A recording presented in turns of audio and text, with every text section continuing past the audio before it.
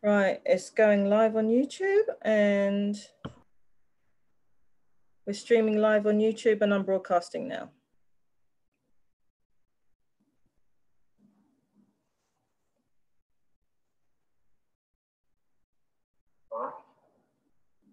Right, it's going live on YouTube and we're streaming live on YouTube and I'm broadcasting now. Okay, so I'm also going to shut down YouTube because I don't want it to talk.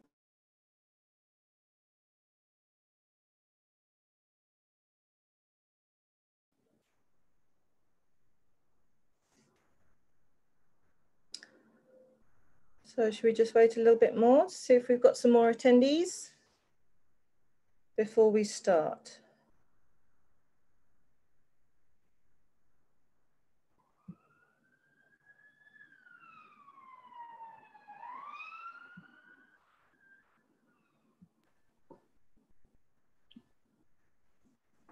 So, good afternoon, everybody. We have our audience with us, and today we're so happy to present to you our Fashion Futures Open Day.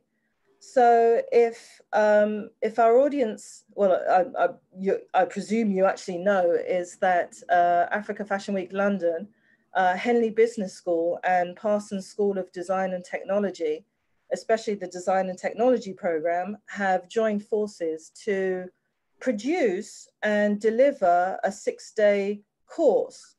And this course is vitally important to our designers and entrepreneurs, especially those who are interested in the African markets and, you know, African designers, African entrepreneurs, to deliver this course. And so here we are, and we're going to go straight to one of our fantastic tutors, Adeyinka Adewale from Henley Business School, the Center of Entrepreneurship.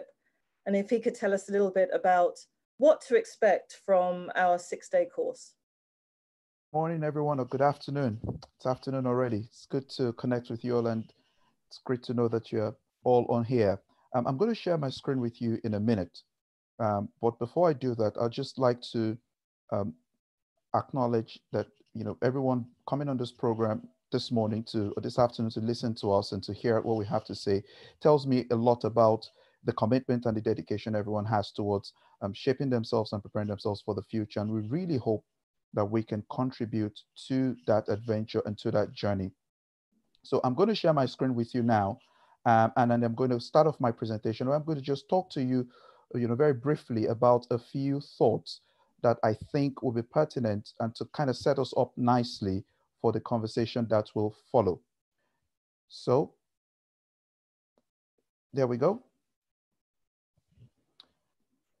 Good stuff. So welcome to Fashion Futures. And I just wanted to begin today's conversation by asking a question. Is the future here yet? Sometime in 2018, at the Henley Center for Leadership, which is another research center we have at the Henley Business School, a few colleagues of mine set out to understand, for instance, what work would look like in 2028. And they came up with this nice looking report and had, 4 major societal trends and how those will impact organizations, work, and also leadership. And then came up with some predictions, bold predictions about what work would look like in 2028. But guess what, guys? As of January, February, March 2020, 95% of everything that report predicted has already come to pass. And that because there was one seismic shift in our polity that changed everything and seemed to bring the future closer to us more than we could ever realize. And that's why I'm really posing this question. That is the future here yet?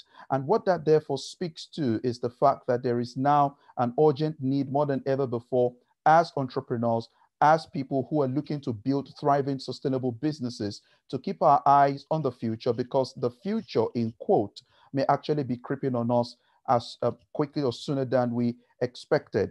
And I just wanted to, continue by sharing with you this quote I found from the McKinsey State of the Fashion report that got released a few months back. And it's clear, and it says that fashion players are under immense pressure to be digital first, of course, and to fully leverage new technologies, to improve diversity across their assortments and organizations, and to address growing demand for the industry to face the sustainability agenda head on.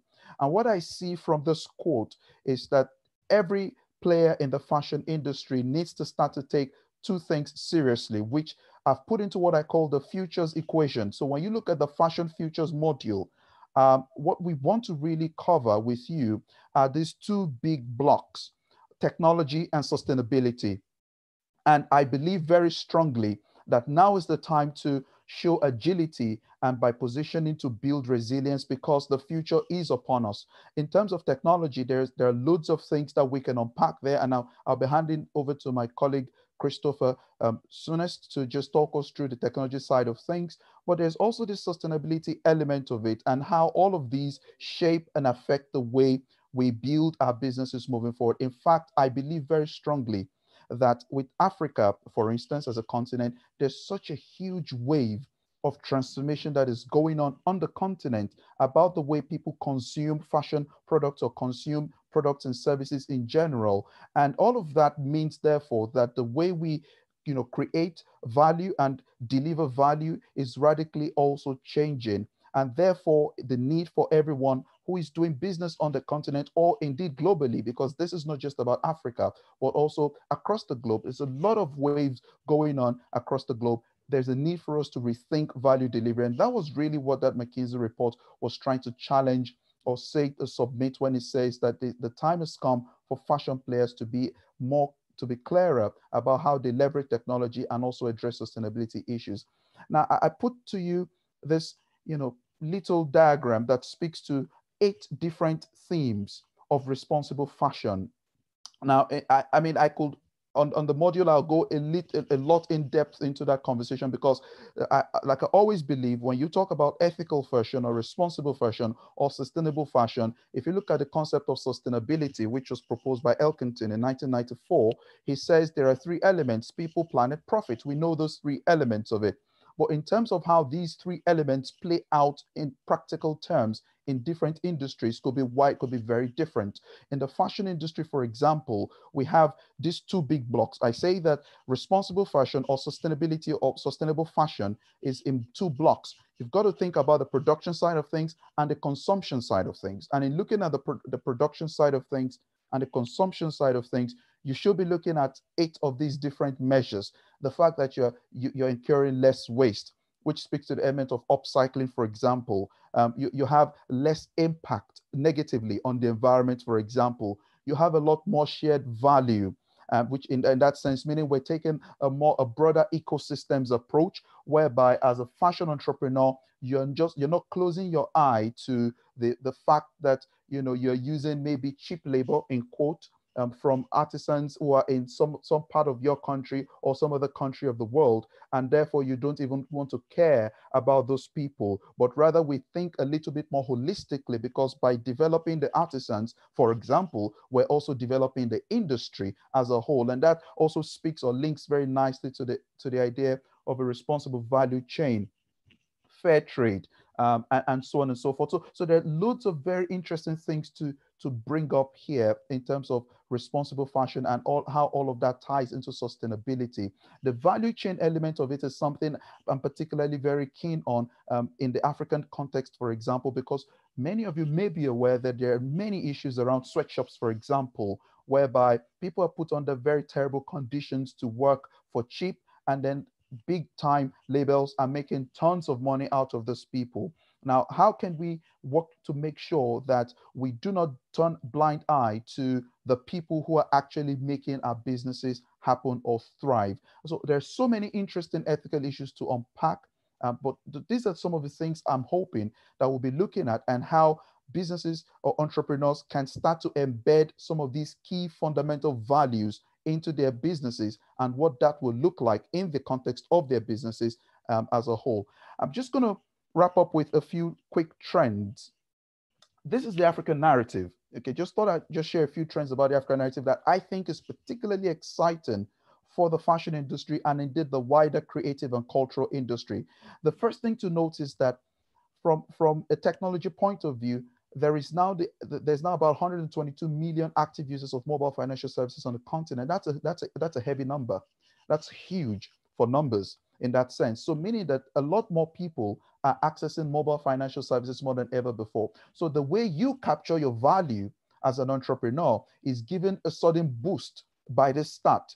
But how are you positioning to capture or to leverage this immense value that the continent is building?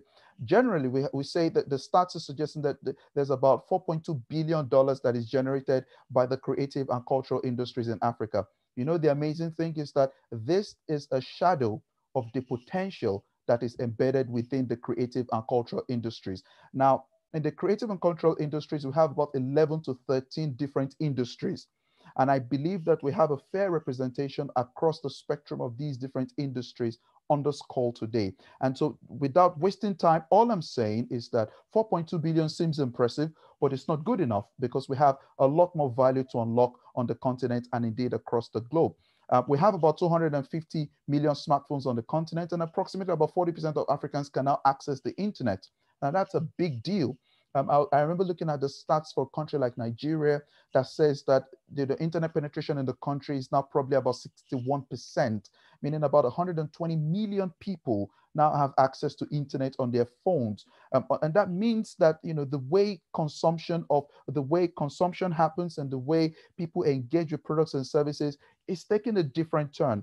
Now, in Africa, we acknowledge that there are still infrastructural challenges and there's still many issues at hand. But what I see happening here is that there's a silent revolution going on across the continent of Africa, as it is indeed going on, and it is coming in different waves. Time will not permit me on this call to talk about the waves I believe are currently going on in terms of revolution. But what I see happening is that smart businesses and smart entrepreneurs will start to read the waves and start to position to capitalize on the potential that is coming in the nearest future. We know that Africa, for instance, private consumption will be valued at about $2.1 trillion, meaning people will spend about this much on the consumption of different goods and services. Where does that leave us, you know, as fashion entrepreneurs? And every time I see a figure like this, I always just say to myself, can we have a slice of that pie? What industry is going to have the biggest slice of that pie? Can I also just say at this point that, you know, we know that a lot of African countries have been oil dependent or natural resource dependent. And there's a huge wave it's huge narrative around diversifying the economy.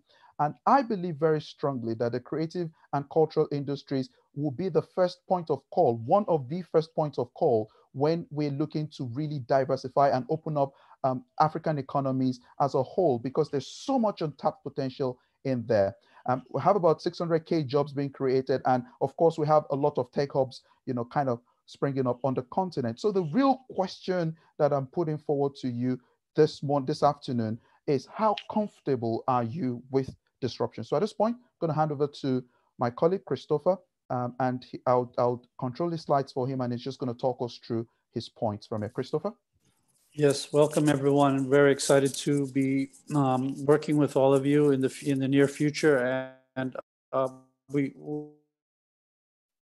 as Adienka introduced, the broader issues that I think the fashion industry is facing and needs to take on as challenges. I'm going to be introducing more issues related to the actual technology, including the wearable technology, interactive fashion, big data. Oh, you want to switch to the next slide? Okay. So we'll be concentrating on wearable technology. Parsons School of Design and Technology program, we've been experimenting for 25 years almost. It's been since the program started in all types of interactive media, interface design, that knowledge to the fashion context. And we want to explore with you your ideas and new trends in this area. Next slide. A little bit of delay. So, you know, one of the interesting aspects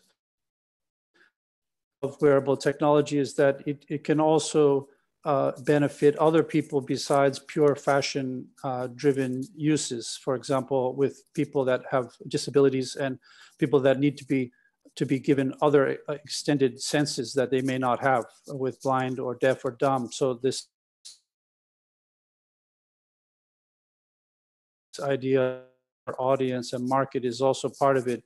Well, all clothing will have sensors and be able to communicate as part of an ecosystem. Okay, next slide.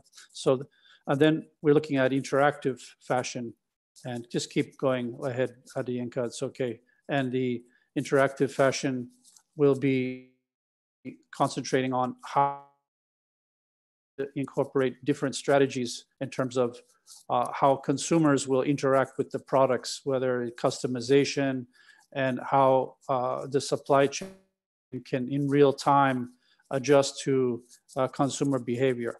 Okay, next. And big data analytics. So of course, how do we look at the fact that big data will be collected globally and will be influencing predicting the trends, will be able to reduce the waste of materials and provide insights into fashion. So we're going to explore how big data and sensors and analytics will be part of the whole design and product line concept to development. Okay. And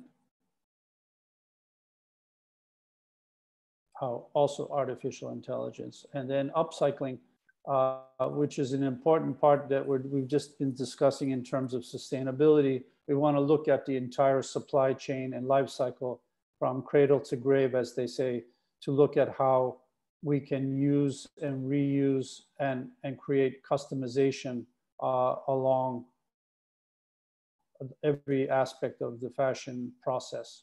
Okay, and then last, we would like to talk about, well, the one more slide on upcycling, which is the circular value chain. So we can look at how every aspect of the production and the development of fashion can be made more efficient and to be zero carbon and zero waste if we can.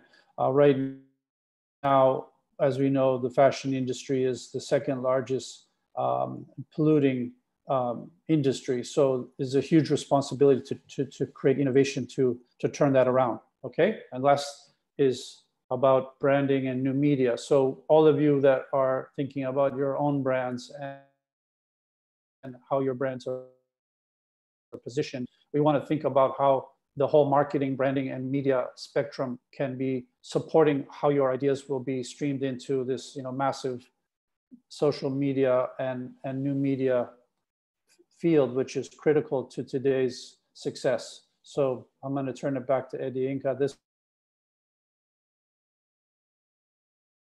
some of the key topics we'll be discussing, both in theory and in some workshops. Yeah, thanks, Christopher. So what? So we've kind of started off by talking to you about a few frameworks to put in mind, a quick background to show you that there are some interesting trends and narratives going on.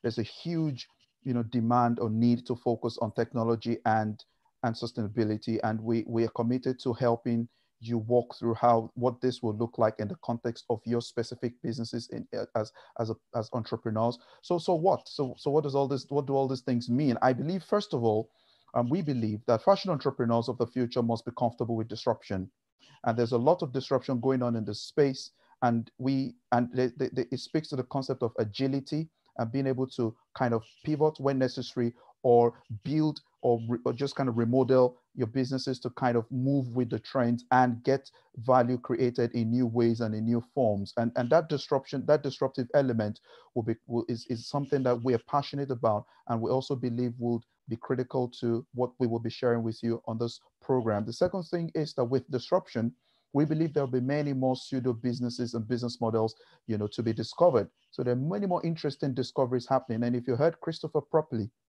he was saying something about how we can be innovative to deal with some of the challenges of the waste that we have in the fashion industry. Now, that in itself is a whole different kettle of fish in terms of what potential entrepreneurs could be looking at, or innovators or social innovators could be looking at. So this space is not just for core designers, as it were. This space is giving room, and technology is opening up the landscape to newer forms of businesses and newer approaches to businesses and newer forms of business models. And we want to take a holistic ecosystem approach to dealing with this challenge, or creating or embedding this, infusing this into our conversation, because I believe that, and we believe that, the entrepreneurs of the future are people who will have this big mindset, broad mindset, to kind of understand that, the landscape has shifted, and that the landscape is opening up to further huge possibilities. Now, the fashion industry has already started reshaping globally. A lot is going on in that space. And we believe that Fashion Futures course is aimed actually at helping fashion entrepreneurs explore possibilities to position for the opportunities that lie ahead. And we hope to help close the chasm between where people are now and where we think they need to be as entrepreneurs. So that's it from us. And we opening to receiving your questions and getting the banter going from here. Anna Marie? Yes, thank you, Adeyinka. That was so helpful. I just want to ask a quick question to you, actually, that maybe our audience may not know quite yet. What is it that they're expecting over these 6 days? They're expecting a virtual classroom kind of situation, and they're expecting some peer-to-peer group work, as well as some valuable time actually to speak to you guys as their tutors, and to learn thoroughly. But can you maybe give us a little bit more of what our students will be expecting over the 6 days? Because I know there's something quite interesting with pitching and funding that you're planning to do with them as well. Yeah. So we're going to have the theory sessions, as it were, where we're going to really unpack a lot of these concepts in fuller measure, and talk about trends and so on, and kind of give a lot more depth and a lot more robustness, as it were, to the conceptualization of these different concepts. And we're going to have those in the theory sessions or theory classes, as it were. Then we're also going to have the practical sessions, all of these happening online, where we hope to help embed and look at what these different concepts will look like in the context of individual entrepreneurs who are on the program, kind of see what they're seeing, where they think there can be loads of alignment, where they need to rethink things, and so on and so forth. But as part of the final deliverables for the program, we'll be hoping there'll be lots of embeddedness of working together in peer-to-peer to create and co-create projects, which we will then kind of look at. And we're going to narrow down to a couple which we think we're going to take further and hand over to potential mentors who will take them up from there, and also possibly, where necessary, hand them over to one or two coaches who might be willing to take on those projects and help walk through, maybe in a couple of sessions, to help people see their businesses go from paper to sort of like becoming a bit more solidified. So those 3 blocks will be essential to. There's a tripod really that will be sitting, that'll be carrying the program in itself. So participants stand to benefit from not just loads of theory. It's going to be a lot of practical stuff, how this looks like in practice, how this looks like in individual practitioners' businesses, and of course curating projects together, which of course we encourage a lot of collaboration, which is essential, and then how that can then translate into interesting ideas and projects of the future. That's quite amazing. It's because one of the overarching themes that we've heard a lot with our webinar programs that we've been conducting over this past month is collaboration, collaboration, collaboration. So what we're proposing here is that the students, no matter where they're coming from, even if they're coming from Nigeria, we have some students from Nigeria, some students from the UK, we want them to collaborate. Absolutely. and take their ideas further. Absolutely. I've got a question for you, Christopher, about technology. I mean, during this time of COVID, we're seeing an amazing uptick in what creatives and designers are actually producing in this time, that they've actually got some time to work on some personal projects and things like that. And I know that there's been some viral videos from a Congolese designer called Hanifa, who was actually using technology and computer-aided design and augmented reality to produce an amazing collection virtually. So do you actually see, this could tie into sustainability and ethical fashions, but do you see technology as driving a huge part of what creatives should be expecting and what creatives should be learning about nowadays, just to be in the game. Do you agree with that? Is that something that absolutely? And I think building on what I just the idea of I like to call rapid prototyping is, you know, in the digital space, as you said, with digital, without actually having to make things physically, we can prototype things in a digital space much faster. So we want to talk about those ideas, how we can generate a whole life cycle concept of a fashion element that doesn't have to be made in the first stage. It could all be done in a digital space, so that we can conceptualize the whole life cycle of the product, as you're saying, you know, that, and VR and AR can help to visualize and communicate those concepts. So I think we definitely have to be up to speed on those aspects of the design process. And if we're not, then we're going to be left behind. It's got to be integral in the design thinking, design process, and the production as a continuous, evolutionary process. Yeah, I think it's so important. I just want to move and tell our audience members that if they have a question that they want to put directly to Dr. Adeyinka and Christopher, to raise their hands. So I know some of you have been writing your questions, which I'm going to read them out now. But if anybody wants to actually speak to our tutors and who's got a particular question about this course, please do raise your hand and we'll come to you. But in the meantime, so let's go to some questions here. I have got one from Azza Hassan saying, will the course be able to advise emerging designers how to adopt sustainable and ethical practices while still being profitable and a successful business? I believe so. That's part of what I, kind of mentioned to you earlier, that we will hopefully present to you this clear, dynamic of what a responsible ethical fashion business should be looking at. What are the elements to be looking at? I believe also in the idea of baby steps. At times it may not be possible to just go 100% to a level, but it's ideal if you have a clear vision of what you want to define your ethical business to look like.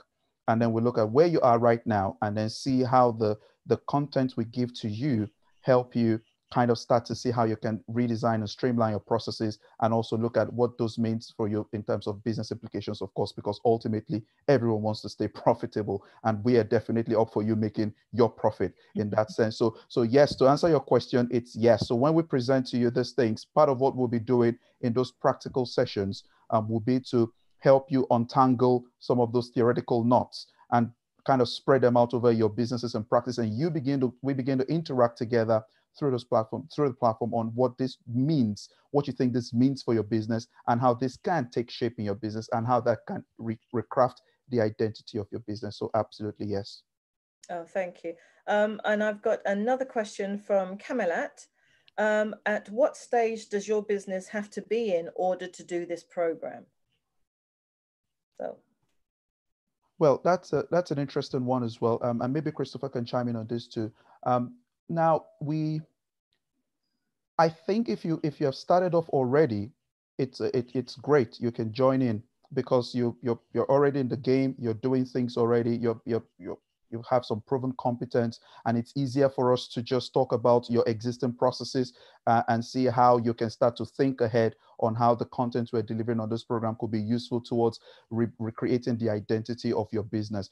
If you're also at the ideation stage, this program will definitely be useful for you, can be useful for you, because what it can help you achieve is that it can help you rethink a few things differently about what you were hoping to do with your business, and that can then help you launch out on a more forward footing, as it were, along the lines of these themes, and then you can build up or scale up from there, as it were. So I think it's whether you're an existing business that has been in the game for a while, it's okay to join in. And if you're still at the ideation stage, but you already have some good experience of the industry and you know exactly what you're trying to achieve and what you're trying to do, yep, this is great as well, because we can then talk through what you're hoping to do with your business idea, and then see how the elements of our conversations, both from the tech side of things and the sustainability side of things, can fit into your business idea and help you build things up from there. Christopher, I don't know if you have anything to add to that. I'm sorry, my internet is having a little bit of a breaking up, so hopefully you can hear me. But I do think that the exciting thing is to have people from different stages in their development, and actually, because sometimes startups in the startup mode, or even people that are just in the exploratory mode, have different ideas and skill sets that they can bring to the table to businesses that are already more established and maybe, you know, have a product line. Because this kind of creative session, we want to open it up to all different ideas. So I think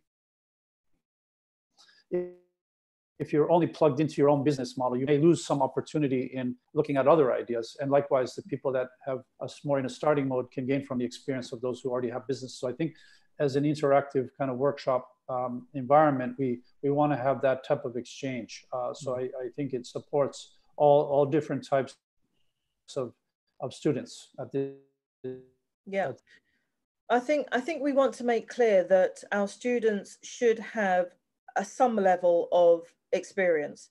This is not starting out pattern cutting course. It's for students who actually have started their business and who want to take it to the next level, and want some valuable advice to do that.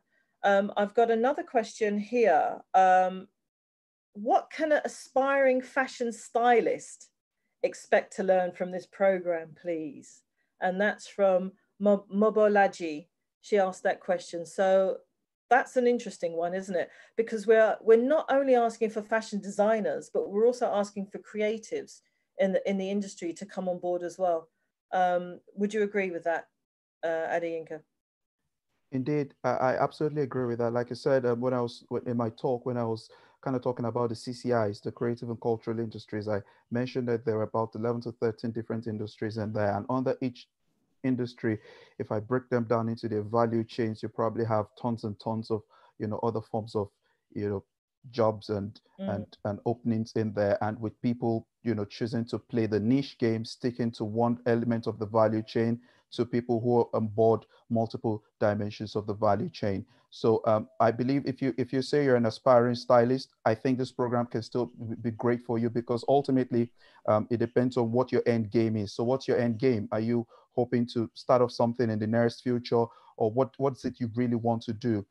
Depending on that, you know, response to that, I still think quite well, like, you know, Christopher was talking earlier about the power of technology and rapid prototyping, for example. There's so many things that could easily come to play in terms of how you rethink your role as a stylist, for example, and how technology can help you redefine that function as a stylist, and how the sustainability side of things can even give you a further edge towards playing the game at a totally different level, which could put you on a totally different pedestal and give you a unique selling point that may be few and far in between on the continent if you're based in Africa.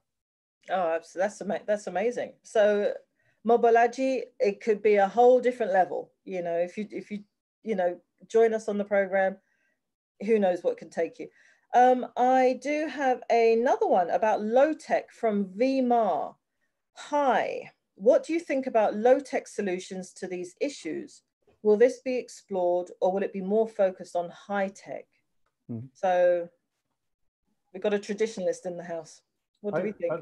I'd like to answer that one. Go ahead, Chris. That absolutely low-tech and high-tech need to be working together, and I don't think we're excluding low-tech in the discussions. So, for example, in the recycling business and the upcycling, there's a lot of low-tech applications that need to be incorporated into the process, and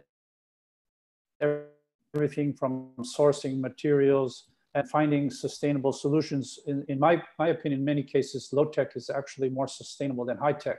But we're going to discuss the trade-offs between low-tech and high-tech in context of the whole idea of the value chain, and the idea that that sustainability needs to think on many different dimensions. It's not only high tech. So I think that was a very good question, and we will definitely be addressing the balance between low tech and middle tech and high tech.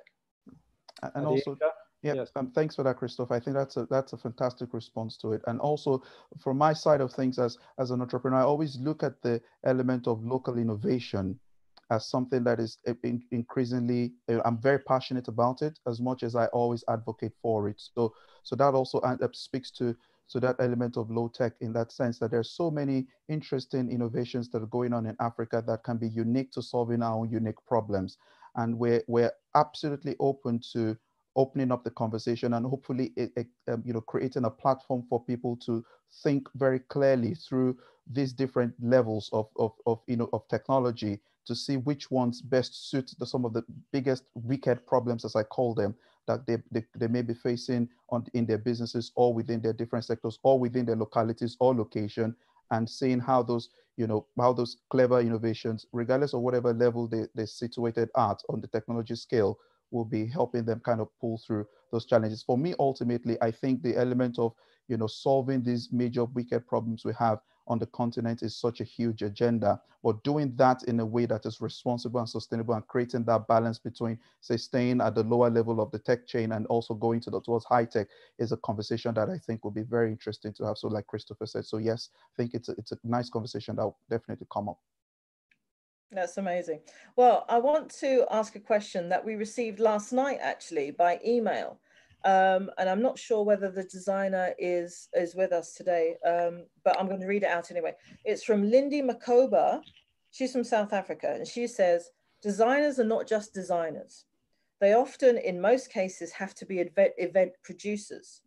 I myself have an event which is meant to create awareness, promote heritage through creative arts. Funding and pitching has always been a battle for us, as people do not see the vision or take the creatives as an important economic drivers, like job creators, etc. One funder even stated, the moment you talk about fashion in your proposal, they don't even look at it because it's seen as a luxury. It's almost as if they put blinkers on. How do we change this perspective? Now, it's a long question, but it's a quite interesting one, isn't it? It is. Yeah, she's saying that it's like she's not given any help in her location or within her government to actually be a driver for economic change amongst her environment, or even helping her peers. Wow, that's a big question, and it's Lindiwe, right? Lindiwe, I honestly feel your pain.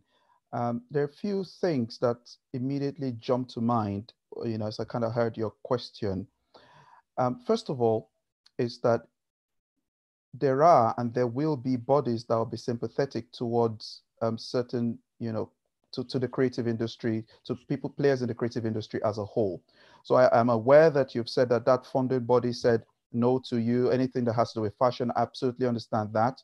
But I also believe that there will be funders that might be, and that's to show you that there's, so when you look at funding within the landscape, there will be funders who are absolutely open to creatives, and there may be some funders that will be more specific in terms of the type of creatives they want to support. And I understand that could be more towards maybe film, music, and some of the other creative, creatives in your space. But when it comes to fashion, there might be limited opportunities. It might not imply that there are no opportunities. Maybe that's the first thing that immediately jumps to mind. I don't know the context that you're in, but it might need a little bit more fact finding, but that's one dimension. But even if we assume that, we're having this huge challenge with having, potential funders take on board, say, fashion projects or fashion proposals, there are a few things that come to mind for me. And this is what I call checking the box within you as an entrepreneur. If you can check these boxes and you still face the challenge, then we can be sure that there's a higher level order of challenge, which may be more systemic than it is about, you not doing what you need to do in terms of 100% due diligence. There are two things that I see. Now, I've sat on many funding panels, giving out funding to potential, entrepreneurs who have come to pitch their businesses. And two things I see that often on the bit of lacking in those pitches are technical competence and strategic capacity. Those two things I see are typically missing. Now, I do not doubt in any way that these guys are great designers. Of course, for you to have knocked together a deck that looked as beautiful as the one that you probably would have brought along, speaks volumes about the fact that you're passionate and you know your stuff. So this is not in any way an indictment to your professional competence, but there's always another side to that coin. And so when I speak to technical competence, remember, technical competence has many faces, as much as strategic capacity has many faces. So for instance, the strategic capacity, for instance, for me will be every funder has an agenda. Do you know the agenda? Because there always has to be an alignment between how you frame whatever project you're taking to them and how that project helps that funder meet their own specific interest. Oftentimes, you may need an insider to give you greater insight into what the agenda really is. Otherwise, you do not position yourself you do not present your idea in a way that could help them see that they're actually, by giving you their money, is actually going to add further value to them. So that speaks to the idea of you recognizing their interests and crafting your strategy around meeting those needs. That's a fundamental thing to do. You must learn that. And if you don't do that, you always probably most likely get rejections. The other things I was going to say was on technical competence. So for instance, the ability to kind of frame your value proposition clearly enough to align with the interest is another thing. So I call it framing. I call it the framing problem. I've seen many great ideas that were brought to platforms but were wrongly framed for those platforms because they didn't understand what the platform was requiring of them. It's a framing problem. You need to learn how to frame to stand ahead of funders. Second thing is creating a business case. Whilst many people are very sound with their craft, the business side of things is often a problem. Can you create a compelling business case for your idea? If you say you want to do, say, some event, what's your compelling business case for that event? What value will people get out of it? What value will your funders get out of it? And that has to be underpinned by a clean and convincing narrative that amplifies that the approach you're bringing on board is the best approach towards delivering that value. Another thing to think of is, I believe in the power of proven competence. If you haven't done things with little money in your space, even if you bootstrap your way through it in a way that helps you show that you're not a novice in the game, so to say, you can show us, really lovely track record of events you've run. And in addition to that, which leads to my fourth point, creating clear metrics that you can measure. Because when you're in the funding game, numbers will speak louder than words. And I'm going to say that again. In the funding game, numbers speak louder than words. So don't come describing what you want to do. Show me what's going to happen in concrete terms. And the way to show them that is to say, look, when I ran this event, 30% of attendees did this and 80% of this was achieved. And we set out against 5 criteria. We measured these 5 criteria. This was the impact we got out of it. If you join us, you'll be scaling this effort and this could potentially result into X, Y, and Z and so on and so forth. All of that goes into the element of creating a business case for yourself, in addition to demonstrating proven competence. And the last thing I was going to say is collaborate, collaborate, collaborate. One of the best ways to deal with funding related issues is to first of all look for like-minded entrepreneurs or like-minded players who can contribute to your cause, together with whom you can co-create things with clear agreements, knowing where everybody sits on that agreement scale, and then knowing that you can help each other achieve your dreams. And then if necessary, you can go your separate results. Collaboration is absolutely critical whilst you're still looking for the funding. And in addition to, I agree and I hear your sentiments very clearly that the narrative seems to be very constrained at the moment. The other thing I was then going to say to that effect is with the power of social media, you can start to change that narrative only if you have created those metrics and you can demonstrate impact. It's the impact that you sell on social media, not what you do, if that makes sense. Try hard selling less what you do, try more selling what that effect of the impact of what you're doing is to the wider society, and that will start to whip up a bit of sympathy towards your sector. That's amazing advice. That's amazing advice. I have got another question that came on to our Instagram from a designer in Tanzania. So I think this is probably one of our last questions. She says, I'm a designer in Tanzania looking to start an online fashion school to educate rural Tanzanians who live in the area close to cotton ginnery factories so they can add value to it. We have no fashion school in Tanzania, and the country speaks Swahili. So we have to start creating fashion education in the local language. I really want Fashion Futures Open Day, but she says she really wants to come. So I'm not sure that she's in the audience, but if she is, I hope she can raise her hand. But this is something that's also quite interesting for you, Adeyinka. Tanzanian, don't speak, oh, she is. She is. She's just raised her hand. She's Tanzanian. Most of the country speaks Swahili. What can happen? What can she do? What can she do to help the rural Tanzanians in her area, which are close to cotton ginnery factories? What can she do? It's an interesting one, isn't it? It is. What's her name? She is Kemi. Kemi, raise your hand again. Is it Kemi? Kemi Kalikwe. Okay, if it's Kemi, all right, Kemi Kalikwe. Okay, Kemi. Okay, Kemi, right. Now, first thing I'm going to say to you is that, you know, I kind of say to you, do you understand your entrepreneurial identity to begin with? I think that's the starting point for me. Whenever I hear this kind of, it's a big problem you've posed, but also I see loads of opportunities in there. But before I kind of talk to you about what my own thinking is about the proposed, you know, idea of what you've presented to us this afternoon, I always start by asking the entrepreneur, do you really know your identity? Why do I ask that question? Because that will determine the entry point of the conversation. What do I mean by entrepreneurial identity? Where are you playing along the entrepreneurship scale? Are you going to be a purely for-profit organization, or are you going to be a charity organization, or do you want to be a social enterprise, which is a hybrid of both?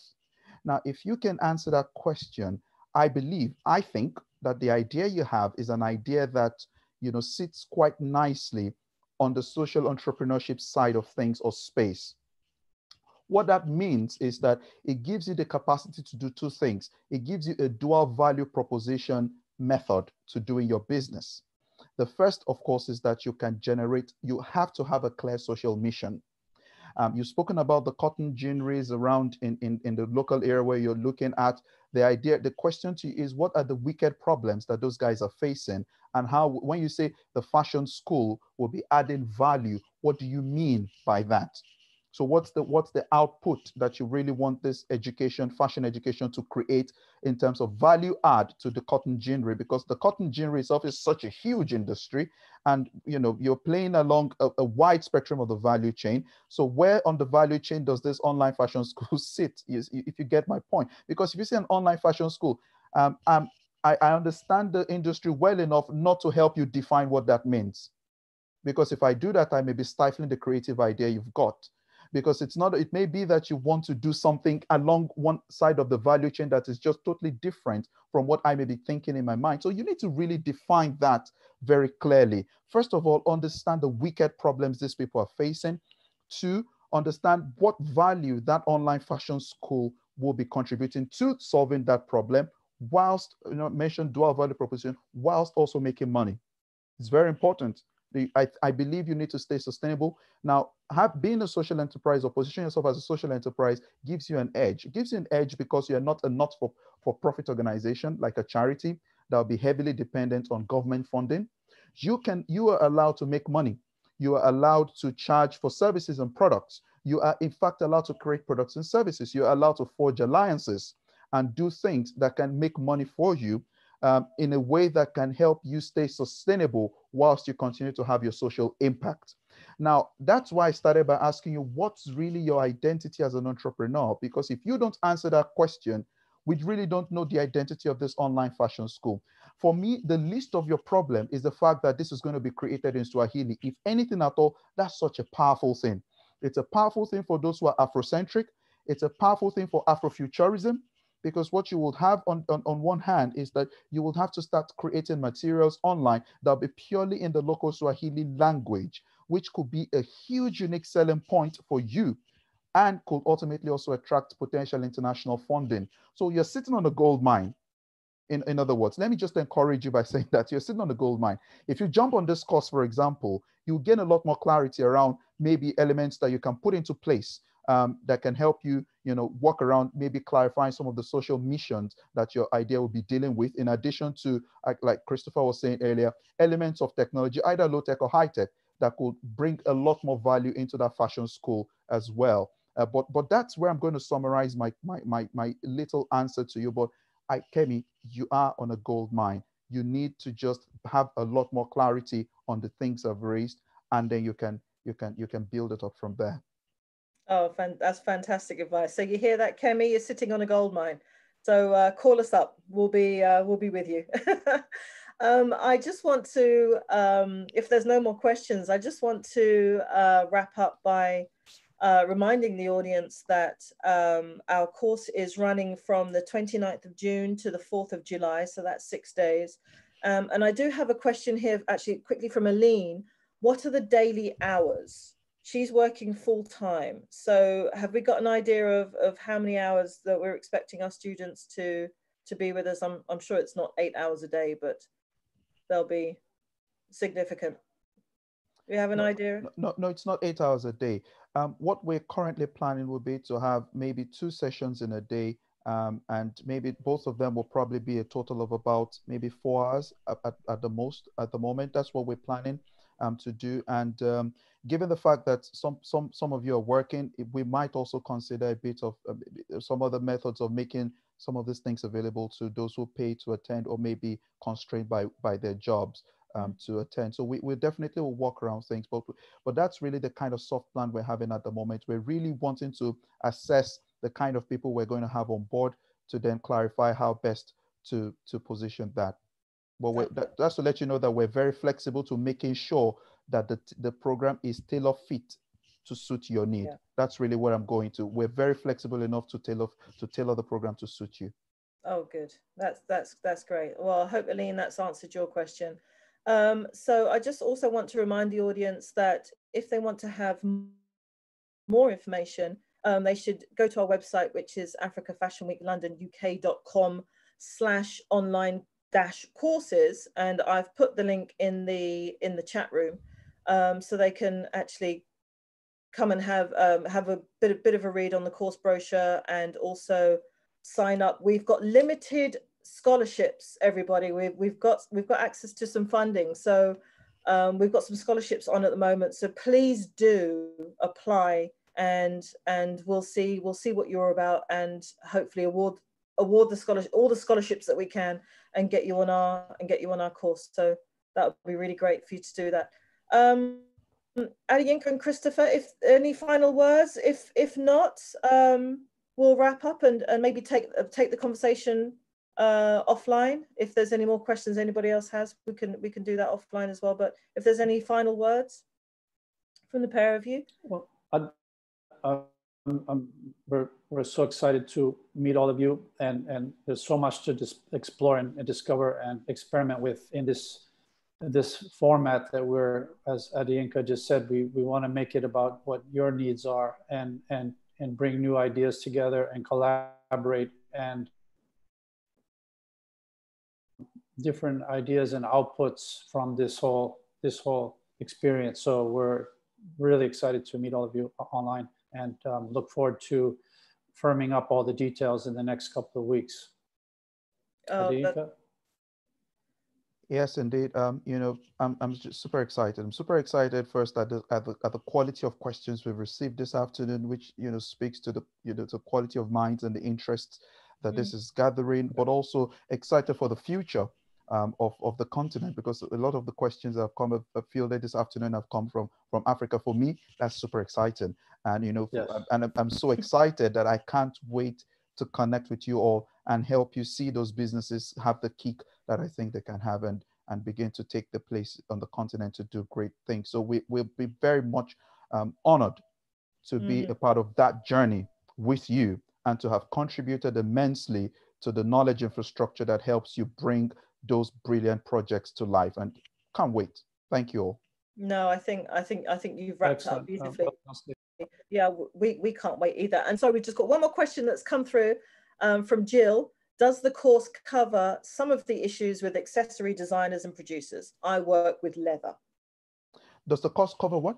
Come again? Does the course cover some of the issues that accessory designers come across? And she, I'm presuming it's a she, works with leather.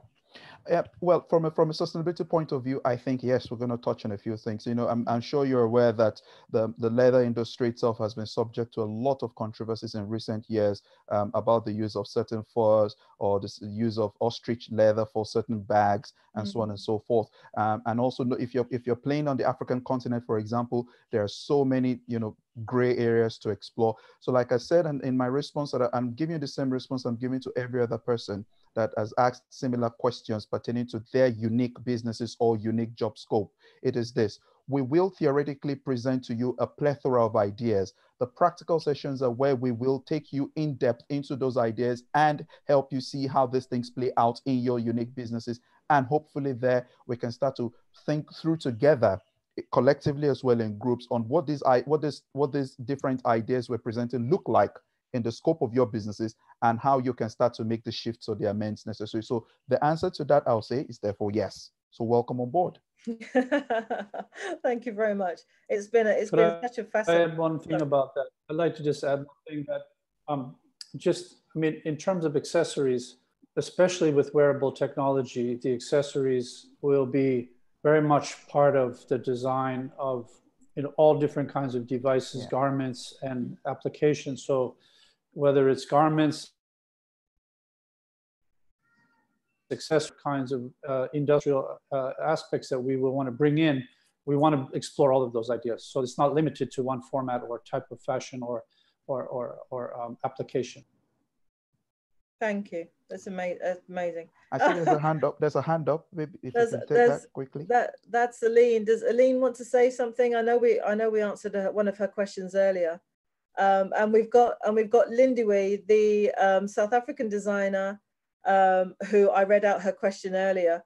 She says she signed up, yay. So we'll be really looking forward to meeting you virtually. Looking forward to meeting you, Lindiwe. That'll be amazing. Aline, if Aline's got a question, can she quickly type it? If not, I think we'll leave it there. And as I say, if anybody else has got some questions, we can take those offline and direct them directly to our tutor. Oh yeah. So Aline is still asking about the daily hours of the course because she's working full time. Aline, like I said earlier, we will communicate clearer to you in about a week or two what the clear measures would look like in terms of what the daily offerings will look like. And like I said earlier, for those who are working full time, we can sympathize with you, and we will make provisions for that. We'll cater for that as well. So do not worry, we've got you. Just sign up, Aline. We got you. Perfect. Okay, so we'll say goodbye, and thank you so much for Christopher, and thank you so much, Dr. Adeyinka. It's been a pleasure talking to you as always. And guys, we hope that we'll see you on our course on the 29th of June, and we'll look forward to your ideas and your designs, and let's collaborate and create. Okay. Great stuff. Thank you, everybody. Thanks then. Take care. Bye. Bye then. Bye. Take care.